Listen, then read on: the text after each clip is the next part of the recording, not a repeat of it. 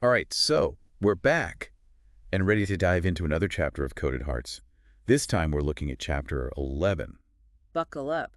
Yeah, it gets interesting. It does. This chapter really kind of throws a wrench into like everything we think we know about, traditional leadership, right? Right. I mean, it's Silicon Valley, cutthroat, you leave your feelings at the door. Yeah, exactly. But Blackwood introduces this really fascinating concept called, what is it, integrated leadership. Integrated leadership, Mm. yeah. And what's so interesting about it is how it flips that whole script, right? Like you were saying, that traditional model, be tough, be stoic, don't let them see you sweat. Right. It's all about keeping your personal life and your professional life totally separate. Yeah, like two different worlds. Exactly. But this chapter, it's like Blackwood is holding up a mirror, asking us, what if that separation is actually the problem? Interesting. So what does this integrated leadership thing actually look like then? Well, it's about blurring those lines, bringing your whole self to work, your values, your passions, even your vulnerabilities. Okay, so vulnerability in a cutthroat world like Silicon Valley, how does that even work? That's the thing. This chapter challenges us to think differently about it.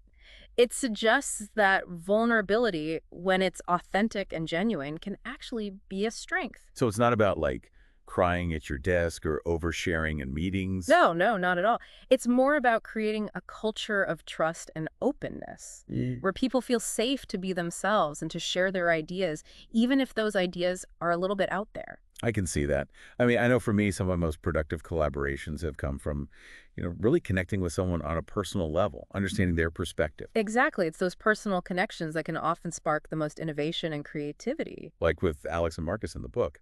Their relationship, it's messy and complicated, but it also drives them to push each other and come up with some pretty incredible stuff. Yeah, that's a great example. And it raises a really interesting question. Can we replicate that kind of dynamic in the real world? Can we build companies and teams where those personal connections are valued and encouraged? Which brings us to another point, right? The whole corporate structure thing. Hmm. How do you make this integrated leadership work within the traditional hierarchy? I mean, you've got boards, committees, all these layers of decision making. How do you fit vulnerability and authenticity into that mix? That's the million-dollar question, isn't it? And honestly, there's no easy answer. But Blackwood makes it clear that the old ways of doing things might not be cutting it anymore. Right. I mean, times are changing. The workforce is changing. People are looking for something more than just a paycheck. They want to feel like they're part of something meaningful, something that aligns with their values. Absolutely. And companies that can figure out how to create that kind of environment, they're the ones who are going to attract and retain the best talent. Okay, so let's talk benefits. What's the upside of all this? Why should companies even bother with integrated leadership? Well, think about it this way. When people feel seen and valued for who they are, they're more likely to be engaged and motivated. They're more likely to take ownership of their work and go the extra mile. Right, so it's not just about feeling good, it's about better performance, better results. Exactly. It's about creating a win-win situation where both the individual and the company thrive. So I guess the takeaway here is that maybe, just maybe, this whole idea of separating our personal and professional lives is actually holding us back.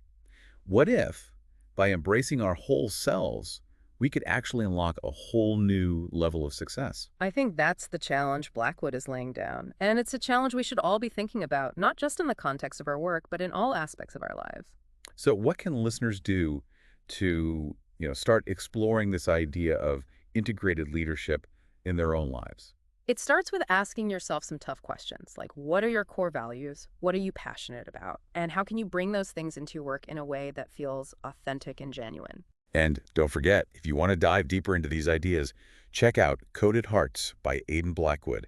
It's a fantastic read that really gets you thinking differently about leadership in the modern world. Definitely worth checking out.